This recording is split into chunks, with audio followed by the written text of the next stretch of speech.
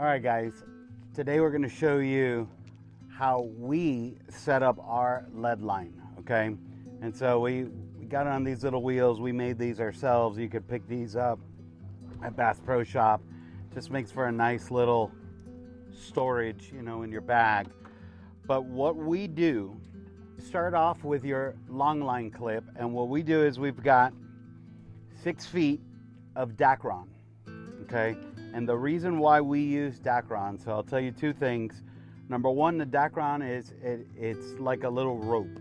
When you're pulling up the lead and you've got a fish on, if you just do it with mono, we found that it could slip in your hands, right? And so the Dacron gives us a little bit more grip. It's a little bit easier. We've got 6 feet, so when it's on the side of the boat, we unclip it. You pull up twice and you've got the lead in your hand. So we use the Dacron, and we use this fluorescent yellow Dacron because as it's coming up in the water column, it makes it a little bit easier for you to identify it, whoever's on deck. If you got a customer, you're fishing with friends, it's a lot easier to see the fluorescent yellow coming up in the water column for you to go ahead and unclip it. The other thing that we do at the end here, we fish in a lot of areas that are very, very rocky, right? And we put monofilament on the end of the line here with the idea that if you hit the bottom and you snag on any of those rocks or coral ledges, Miami's full of them, this mono is going to break off. You're going to lose your lead, but you're going to get all of your rig back.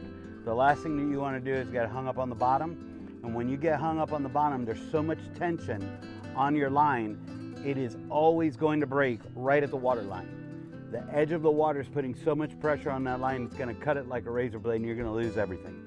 So we put the monofilament. If you fish in an area that's very rocky, try it out. We put mono at the bottom. You get snagged on the bottom, this is going to break and you'll be able to get everything off and you're just out of one lead. But then when you've got this on the end, and all you got to do is loop this right through your lead, come around the bottom of your lead, and now you've got it. Your lead is set up and it's ready to go. The only thing you've got to do now is clip this on your leader.